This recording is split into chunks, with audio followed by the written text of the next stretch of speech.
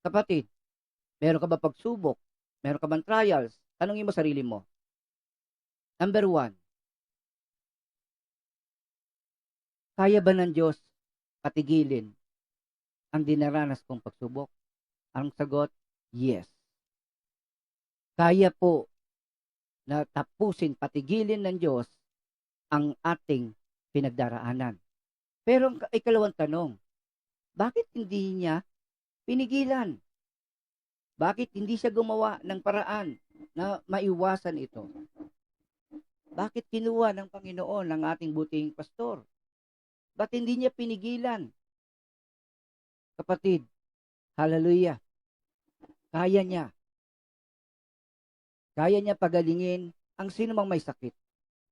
Kaya niya iligtas ang sino mang nasa gitna ng pagsubok. Pero, ang tanong, bakit hindi niya ginawa? So, marahil at katotohanan ito, kapatid, nagaganap ang lahat ng bagay na ito sapagkat may plano ang Diyos. Amen po ba? Hallelujah. Praise God sa pagkakataong ito. Sabi nga ng James chapter 1 verse 2, mga kapatid, magalak kayo kapag kayo dumaranas ng iba't ibang pagsubok.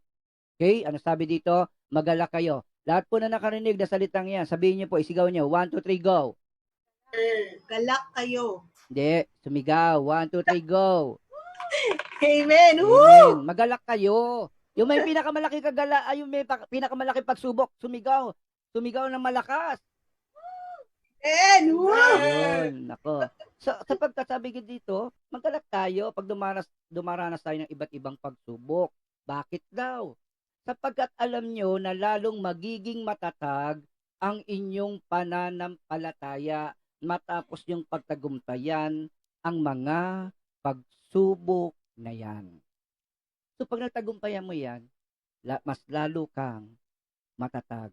At sa talatang 4, at dapat kayong magpakatatag hanggang wakas upang kayo'y maging ganap at walang pagkukulang. So, ibig sabihin, ginagamit ng Diyos ang mga pagsubok na ito upang linisin tayo. At sa paglilinis na yan, katulad po ng puno ng ubas, napipigilan ho kasi tayo sa paglago. Napipigilan tayo na makakilos dahil sa mga kasalanan na nakasabit sa ating buhay. Kapatid, kaya dumating ang pagsubok, kaya dumating ang mga kahirapan na ito ay upang matulungan tayong lumago. Masakit sa halaman ang putulan ng sanga na natutuyo. Masakit sa halaman ang putulan, tanggalan ng dahon na bulok na. Sapagkat hindi siya lalago kapag naroroon ang mga bagay na yon.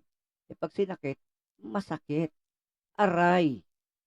Pero pag ginawa yon, meron ka ng assurance na lalago ka, magtatagumpay ka, at higit ka magiging malakas kesa dati. Amen? Praise God. So, ano po yung number 1? Kaya pinapayagan ng Diyos sa pagsubok. Number 1, dahil sa Kanya, para sa Kanyang kalwalhatian. Number 2, ang dahilan kung bakit tayo ay dumaranas sa pagsubok ay dahil sa mabuting layon niya. Ito'y makakabuti sa atin. And number 3, ito'y pagkakataon upang lumago at lumalim sa ating Panginoong Jesucristo. You cannot ask the Lord, Lord, bigyan mo ko ng malaking faith. Sapagkat ang faith to, nag-grow. You don't need another faith, giant faith. Kailangan yung iyong pananampalataya ay palaguin mo sa tulong ng banal na Espiritu. Okay? Praise God. Next, ikalawang Hari, chapter 5, verse 26. No? Yung alalay ni Eliseo na kasama niya sa paglilingkod sa Diyos ay gumawa ng kasalanan. Kinausap siya ni Eliseo, sinabi ni Eliseo, huwag ka nang magkaila pagkat kasama mo ang aking espiritu nang bumaba sa karwahe si Naaman at salubungin ka. Hindi ba tumingi ka ng pera sa kanya? Maari mong ibili yan ng lupa, olibo, ubasan, tupa, baka, at mga alipin. Ngunit ang ketong ni Naaman ay malilipat sa iyo at sa iyong magiging lahi. Noon din si Giezi ay namuti sa ketong. So anong kanyang trial? Ano ang kanyang kahirapan? Yung sakit na ketong na galing kay Naaman na pinagaling ng Diyos. Bakit? Kasi nagangad siya sa tawag nating covetousness. Hinangad niya ang kayamanan. Kaya ang dahilan, kaya pinapayagan ng Diyos upang i-expose ang kasalanan na nasa ating buhay. Amen? So very important po yan. Balikan natin. Why God allows trials and suffering to happen. Number 1, mga kapatid, basahin po natin sabay-sabay. 1, 2, 3, go! Always for God's glory. Number 2, always for our eternal good. 3, to grow in Christ. And number 4, to expose unconfessed sin. Yung kasalanan na nakatago. Kaya nga po, sabi nga natin, may cause and effect when it comes to trial. No? So, wala kang bagay na ginawa na walang bunga. Sabi nga ni Newton sa law of universal motion, hindi po dansa. Sabi doon, in every action there is an equal and opposite reaction. Walang bagay na ginawa na walang bunga. Okay? So tuloy tayo sa 4 na 'yon. Tandaan niyo po yung 4 na 'yan. Hallelujah. At mahalaga po yan, mga kapatid. Psalms 119:67. Okay? Nagsalita dito ang mga awit. Bago ako nagdalamhati, ay naligaw ako. Tingnan niyo mabuti. Bago ako nagdalamhati, bago ako nagkaroon ng pagsubok, bago ako nagkaroon ng kahirapan, ay naligaw ako.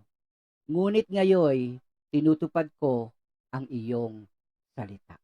So, katulad do ng isang tupa na makulit ang pastol, kapag hindi niya makuha sa disiplina, sa salita, gumagawa, mahigpit nga po ang mga pastol eh. Hello? Kasi yung malilita tupa, takbo ng takbo yan, tumatakas yan, at doon siya madidisgrasya sa mga mababangis na hayop.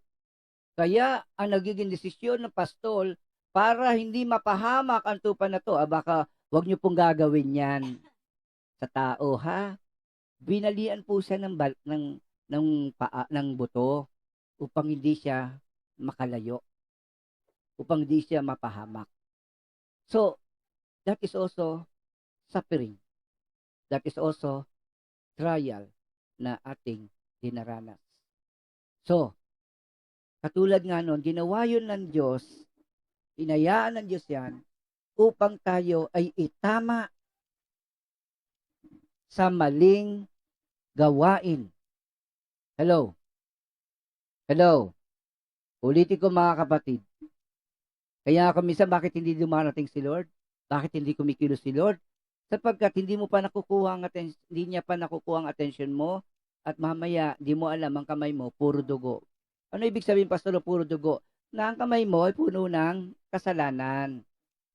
Kaya habang tayo tinutuwid, hindi tayo natutuwa, kundi nag-iinagpi. So, yan. Sabi natin, payakap, Lord. Lord, tapusin mo na, kunin mo na ako, please. Marami ho tayong hugot sa bagay na ito. Sabi ko nga sa isang kapatiran, bakit handa ka na ba? Pag kinuha ka ba ng Diyos, handa ka na. Hindi ka pa nga nagtatagumpay, gusto mo nang kunin ka ng Diyos. Baka pagdating pagharap mo, sa harapan ng Diyos, matulad tayo sa pelikula, tinimbang ka, ngunit kulang. So, bakit po tayo hinahayaan ng Diyos sa mga bagay na ito? Unang-una, tinuturuan tayo ng Diyos. Amen. Tinuturuan tayo ng Diyos to train His children. Do not treat yourself as somebody or an stranger in the presence of God. Lahat ng tumanggap kay Kristo ay kanyang mga anak. Hallelujah. John chapter 15, verse 2. Pinuputo niya ang bawat sangang hindi namumunga at kanya naman pinuputulan at nililinis ang bawat sangang namumunga upang lalong dumami ang bunga. So, masakit ang proseso, pero makabubuti para sa atin. Another, sabi ng Hebrews 12:11, tingnan niyo mabuti. Habang tayo tinutuwid, hindi tayo natutuwa, kundi nagiging nag-peace. Pero, ngunit, pagkaraan yan, lalasap tayo ng kapayapaang bunga ng matuwid na pamumuhay. So, tayo rin ang makikinabang sa mga natutunan natin. At yun ang mag-aalis sa atin sa kapamakan o kadiliman. Hello? Hindi na mauulit. Dahil alam mo na ikapapahamak mo ang magpatuloy diyan. Hallelujah. So, bakit hinahayaan ng Diyos na dumanas tayo ng pagsubok, ng trials and suffering? 6, sabi dito, to produce better fruit. So, para tayo lalong mamunga. Purging yan eh. Pinipurge niya, pinuprune niya, lahat ng bagay that will hinder us from enjoying a victorious Christian life. Sabi nga, Pastor, bakit ang Christian di naubusan ng problema? Bakit yung kapitbahay ko kanta lang ng kanta? Kanta lang sila ng kanta, inuman lang na inuman, sugal lang na sugal. Sa totoo lang kapatid, ang noon ay nakikita kong mga siga sa lugar namin. Ngayon, gumagapang na lang. Sakit. Lahat ng ginawa nila ay nakasama sa kanila. Ang iba ay wala na sa mundo. Ang iba ay hindi naranasan ang kabutihan ng Diyos. Kaya nga sila kumakanta, gusto nilang makalimot. Kaya sila nagsasaya kasi ayaw nilang isipin na meron silang pagsubok. Kaya huwag ka maniniwala walang problema yan. Yan nga mga bagay na yan ang dahilan para makalimutan nila sa saglit na panahon. Isipin mo, bakit ka magdodroga na walang dahilan? Bakit ka iinom ng alak na walang dahilan? Bakit mo sisirain ang katawan mo na walang dahilan? Kapatid, kawawa sila. Samantalang tayo, dinidisiplina ng ating Diyos. Mga magulang, huwag niyong ibuyo sa pag-imagsik laban sa inyo ang inyong anak dahil sa malabis ninyong kahigpitan. Salip, palakihin sila sa tuntunin at aral ng Panginoon. So sinabihan ni Pablo ang mga magulang, huwag niyo sobrahan na baka mamaya ay makasama sa bata. Which is true. Kapatid, bakit po nangyayari na may pagsubok ka?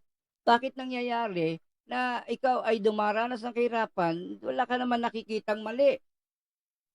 Kapatid, marahil ang dinaranas mo ngayon ay bunga ng kasalanan ng iba. Marahil ang magulang mo ang ugat ng kahirapan at nararanasan mo yan ngayon. Amen? O kaya, sa isang bayan ay merong pinuno na magnanakaw. Hindi ibinibigay sa tao, sa bayan, ang nararapat. So, ang tao ay naghihirap, ang bayan ay naghihirap. Pero hindi po dahil sa kanilang kasalanan, kundi sa kasalanan ng kanilang leader. So, minsan nahirapan tayo. Marahil, bunga ka ng isang relasyon na wasak. Marahil, bunga ka ng problema na kung saan dumating ka sa mundo na hindi ka inaasahan na dumating. Piling ng iba, ikaw ang dahilan kung bakit naghihirap sila. So, you experience those things, marami pong ganyan nakakaranas, pero sa totoo lang, hindi dahil kasalanan natin, kundi dahil bunga ito ng kasalanan ng iba. Kaya nga kapag ang isang driver ay lasing na lasing nagpatakbo at nakasagasa siya ng tao, kasalanan ng driver at ang bunga nito ay doon sa tao. Okay? So, it happens. Sa totoo lang. Now, katulad ng nangyari sa COVID-19, alam natin galing ito sa China. So, yung kasalanan nila ay nakaapekto sa buong mundo. Kaya nga po ang US, ang mga bansa sa Europa, kasama ng England, ay gusto idemanda ang China dahil sa pagkakalat ng virus. Totoo po yan. Okay? So, praise God, hallelujah, na niwanagan na ba tayo? Nakikita nyo na ba kung bakit kadumaranas niyan? Ano nangyayari? Okay? Praise God. Sabi nga ho ng isa pa ho, kung bakit pinapayagan. Proverbs chapter 5 verse 22. Kasamaan ng santao ay bitag na nakaumang. Siya ang magdurusa sa sariling kasalanan. So, ibig sabihin, lahat ng mali na ginagawa natin ay ikapapahamak natin. At ang unang epekto ng kasalanan ay sa taong gumawa. Sabi nga, kung nagtanim ka ng kasalanan, ang bunga nito ay kahirapan. Hello? Naintindihan niyo po? Sabi ng Galatians 6:7, huwag niyong linlangin ang inyong sarili. Ang Diyos ay di madadaya ninuman. Kung ano ang inihasik ng tao, yun din ang kanyang aanihin. Hallelujah. Praise God. So kung ano ang inihasik ng tao, yun din ang kanyang aanihin. Ang nagsisikap sa mga bagay ukol sa laman ay aani ng kamatayan. Ang nagsisikap sa mga bagay ukol sa espiritu ay aani ng buhay na walang hanggan. So ito yung tinatawag natin pananaw. Kung ginagawa mo ito sa laman, magbubunga ito ng kamatayan. Kung nagsisikap ka sa mga bagay na espiritual, ang bunga nito ay buhay na walang hanggan. So bakit tayo dumaranas sa pagsubok? Sapagkat bunga ito ng ating gawa. To reap what we sow. Ibig sabihin, inaani lamang natin ang lahat ng ating itinanim. Kaya mga kapatid, sa umagang ito, samantalang ang tao ay natatakot, ano na ba nangyayari sa mundo? Sa Middle East may pumuputok. Sa Middle East may sunog. Sa ibang lugar may lindol. Sa ibang lugar may digmaan. Sa buong mundo ay may pandemya. Ano, wala na bang sa Pilipinas na pumutok na ang taal? Ano ba yan? Sunod-sunod. Umulan ng abo. Pagkatapos, nagkaroon ng pandemya. At kung ano-ano pa. Bakit daw po nangyayari yan? Wag tayong magbilang ng bilang ng kahirapan at pagsubok. God allows trials and suffering. Why? Mga kapatid, number 1, bakit pinapayagan ng Diyos yan? 1, 2, 3, basa. Always for God's glory. Number 2, always for our eternal good. Number 3, to grow in Christ. Number 4, unconfessed sin. Susunod po mga kapatid, number 5, it is our training, on the job training, papuntang heaven. Okay? Number 6, to produce better fruit, hindi bitter fruit. Ha? Hindi po ampalaya, kundi isang bunga na katanggap-tanggap sa harap ng Diyos. 7, to show that we are affected by other sin.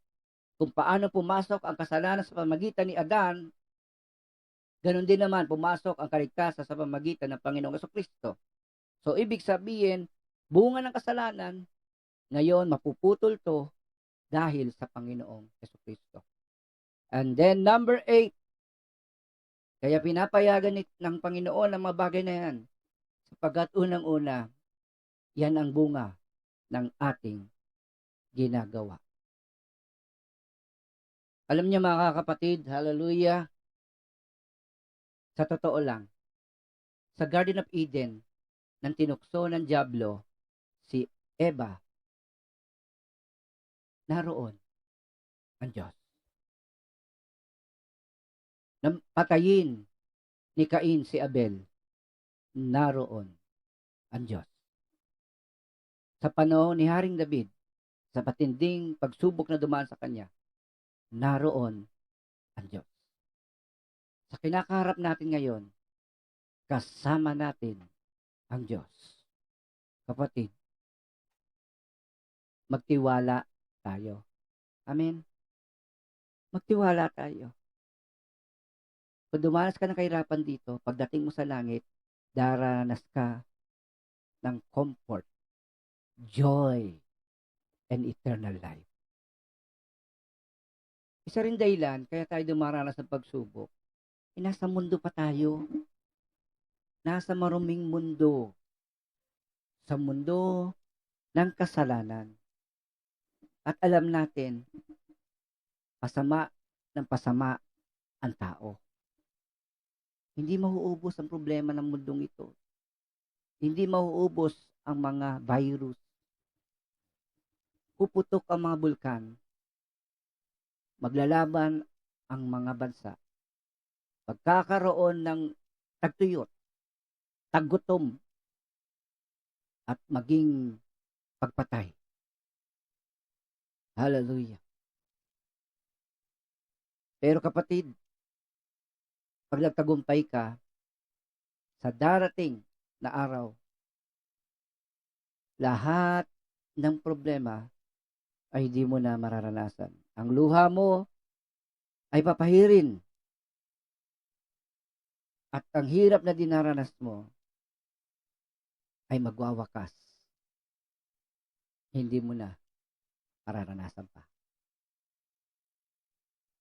James 1:17, bawat kaloob na mabuti at ganap ay buhat sa langit.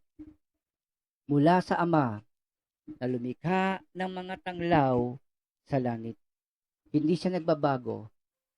Hindi niya tayo iniiwan o binabayaan man sa dilim. Hallelujah. Praise God. God is good. Amen po ba? Hello. Our God is good. Our God is great. Hanggang ngayon naramdaman natin ang pagkawala ng ating kapatid. Pero, naniniwala ako, hindi ito kabiguan, hindi ito panghabang panahon. Si Pastor Sol, Nanay Dolor, Ate Diana, Nanay Flora, pansamantala lang silang nawala. Hihintayin nila tayong lahat. Sabay-sabay tayong haharap sa ating Diyos kung tayo ay magiging tapat hanggang wakas. Sa kapatid, nabibigatan ka ba? Sasaktan ka ba diyan sa problema mo, sa pagsubok mo? Ngayon, like Peter, Lord, save me. Hindi niya tinanggal yung alon. Hindi niya tinanggap yung hangin. Ay, tinanggal yung hangin. Iniangat niya si Pedro sa ibabaw ng pagsubok at lumalakad siya. Nakalakad siya. Mga kapatid, makalalakad tayo sa ibabaw ng pagsubok sapagkat ang Diyos, naranasan to ng mga alagad sa gitna ng dagat nang hampasin sila ng malakas na alon at hangin. Ngayon, nang dumating ang Panginoon sa Kristo, ang nasabi nila, multo. Di sila makapaniwala, dumating si Lord. Sa bawat pamilya ngayon, binibisita tayo ng Panginoon. Bakit kailangan lumapit ng Diyos sa atin? Sapagkat alam niya, kailangan natin ang Diyos. So when you are in the midst of suffering and trials, God stays beside you. Amen. Kala mo, lubog ka na. Yung pala, buhat-buhat ka na ng Diyos. Akala mo, talo na. Pero hindi mo alam, ang Diyos, ang bunga ng tagumpay, bunga ng krus ng Kalbaryo. Sa mga kapatiran natin, tiis tayo na may pag-asa. Hindi tiis ng may pagdurusa. Amen. Let us continue to meditate that song, When I'm Alone, in this winter's cold, with broken dreams and shattered hopes in our downer situation.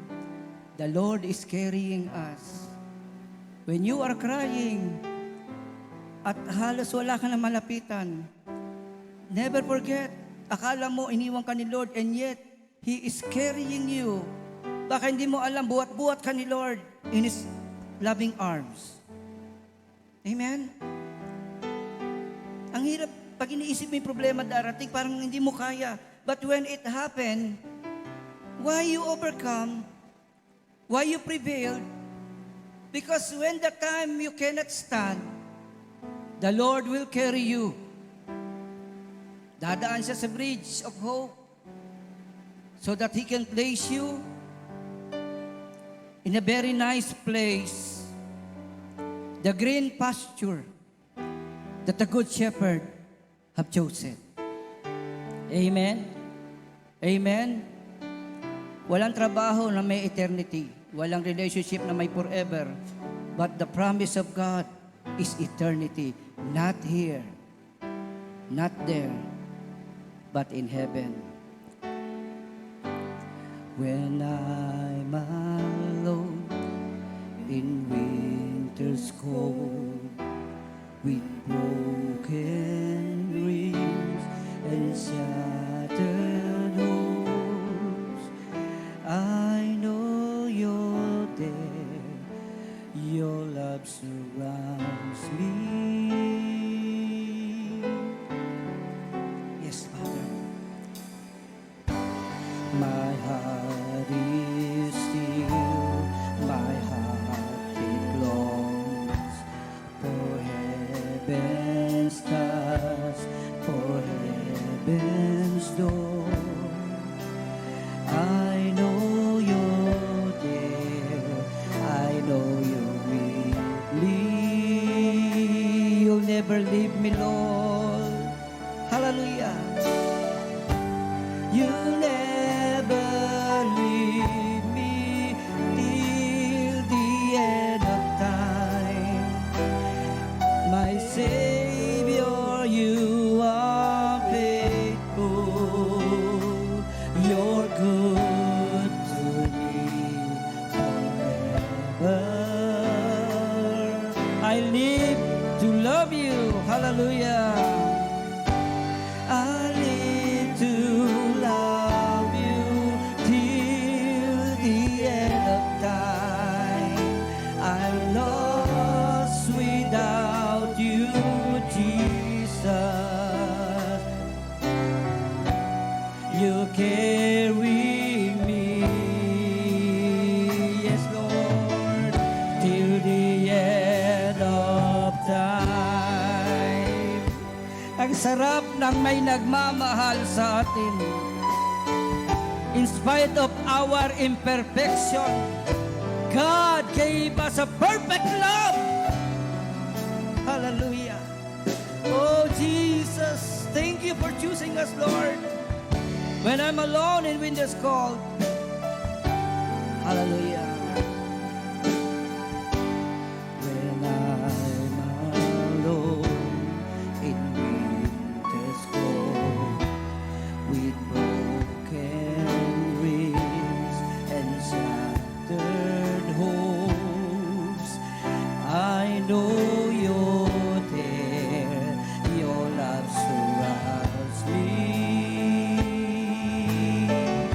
Yes, Father. My heart is still, my heart it longs for heaven's skies, for heaven's door. I know you're there, I know you're with me. Yes, sing it to the Lord. You never leave me till the end of time. My Savior, you are faithful. You're good to me. Amen. Say it to the Lord. Sing it. Be grateful to our God. I live to love you. I live to love you till the end of time. I'm lost without you, Jesus. You carry me till the end of time. Till the end. You'll never leave me till. Come on, hallelujah. Yes, Father.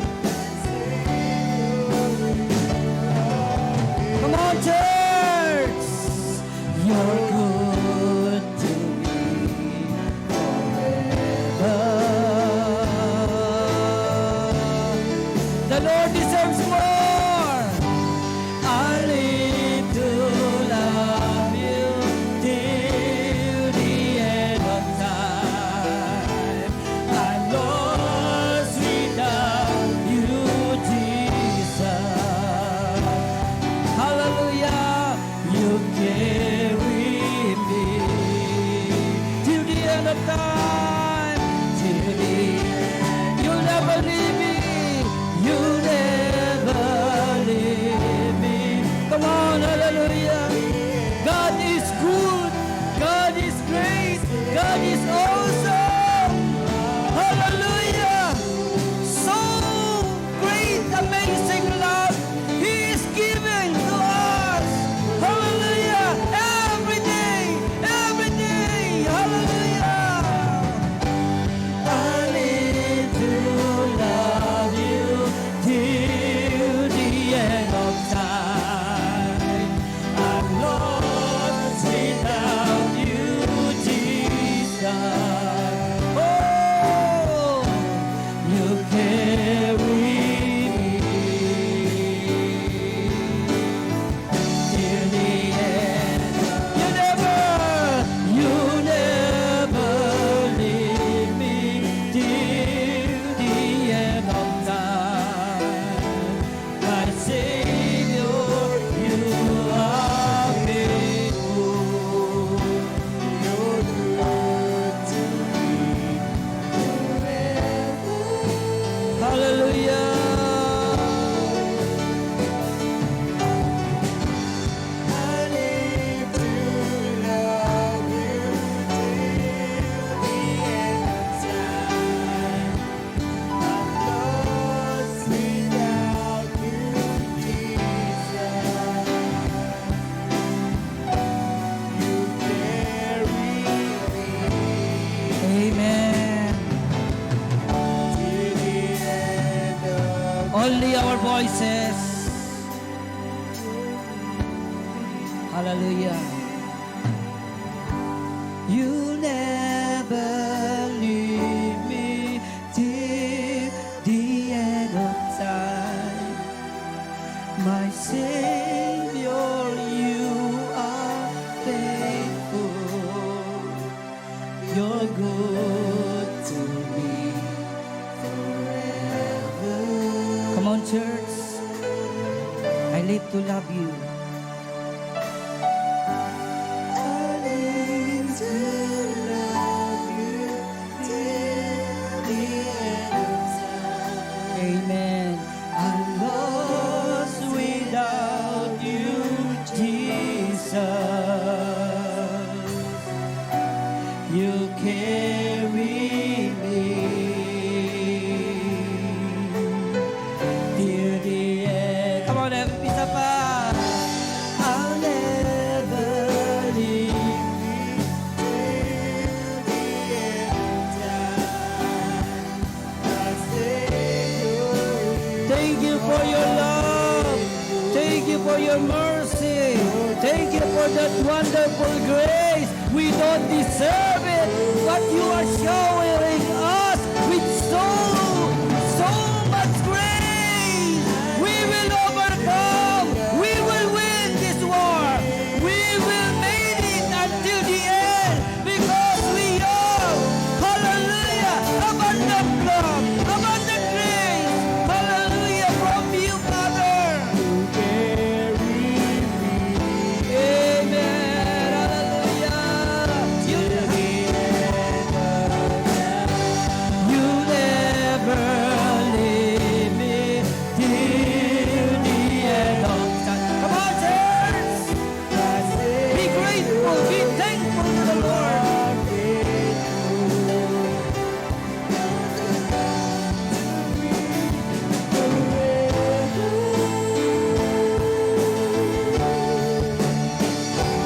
Amen. I need to love you till the end of time. I'm lost without you, Jesus. You carry till the end of time. You're so good. You're so good, Father God. While the people who refuse your mercy and grace, they experience your anger. And yet we are experiencing your grace. We don't deserve this goodness from you. No one deserves it from among us, O God. But you have chosen us, Lord. You have chosen us not because of what we did, not because of good work, but because of your pure and wonderful love. Thank you, Father, for choosing us to become your people. Thank you, Lord, for adopting us, Lord, to be your children. Thank you, Lord. Hallelujah. While this world and its generation is perishing, your people, Lord, will experience redemption. Will experience justice. And will experience your never-ending eternal grace from eternity to eternity. Help us, Lord, to keep our hope. Help us to keep our faith. And Lord, more, help us to love you more and more, Father God. This is what we pray in Jesus' mighty name. Amen and amen. Hallelujah. Praise God. Glory to God. Magandang umaga po.